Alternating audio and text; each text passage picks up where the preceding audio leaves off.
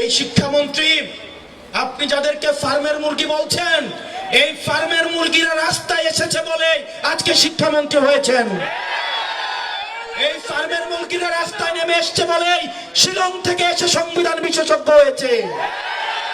আমাদের একজন শিক্ষামন্ত্রী আমরা পেয়েছি, স্ট্যান্ডবাজিতে উস্তাদ এবং টেন্ডারবাজিতে উস্তাদ। মাননীয় শিক্ষামন্ত্রী সব জায়গায় গিয়ে বলে নকল আর চলবে না।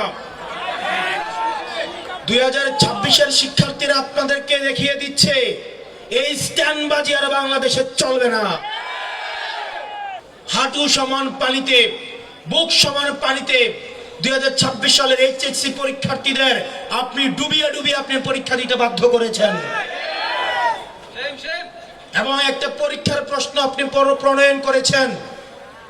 আপনি পরীক্ষার প্রশ্নের মধ্যে 2টা সৃজনশীলে আপনি ভুল দিয়ে রেখেছেন। একটা পরীক্ষার্থীর তখন মানসিক অবস্থা কি ধরনের হয় একবার চিন্তা করেন।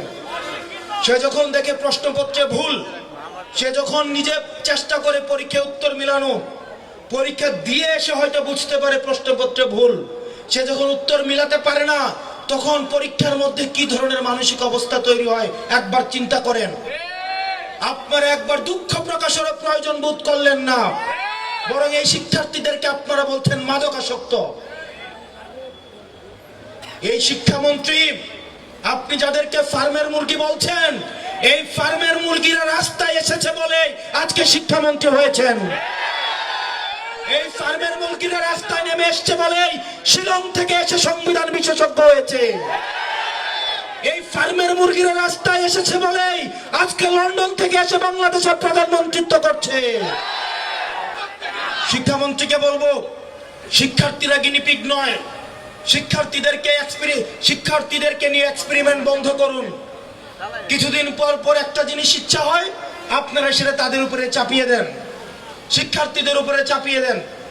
এই শিক্ষার্থীদের আপনাদের এক্সপেরিমেন্টাল টুল না, যে যখন ইচ্ছে তাদেরকে নিয়ে এক্সপেরিমেন্ট করবেন, এক্সপেরিমেন্ট ফেল করলে আবার সে এক্সপেরিমেন্ট তুলে নেবেন। কারণ আপনাদের সন্তানরা দেশে পড়াশোনা করে না, আপনাদের সন্তানরে আপনারা বিদেশে রেখে পড়াশোনা করান। পরের সন্তানদেরকে রাস্তায় রেখে রাজনীতি করাবেন, পরের সন্তানের ভবিষ্যৎকে নষ্ট করবেন, পরের সন্তানদেরকে নিয়ে এক্সপেরিমেন্ট করবেন। এই বাংলাদেশ নিয়ে এক্সপেরিমেন্ট আর আমরা আপনাদেরকে করতে দিব না।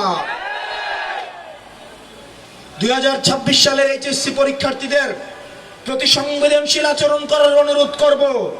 না হয় এই শিক্ষার্থীরা যদি রাস্তায় নেমে দৃঢ় অবস্থান নেয়, আপনার পাটাতন যে শক্ত না, এই অর্ধবেলা আন্দোলনে এই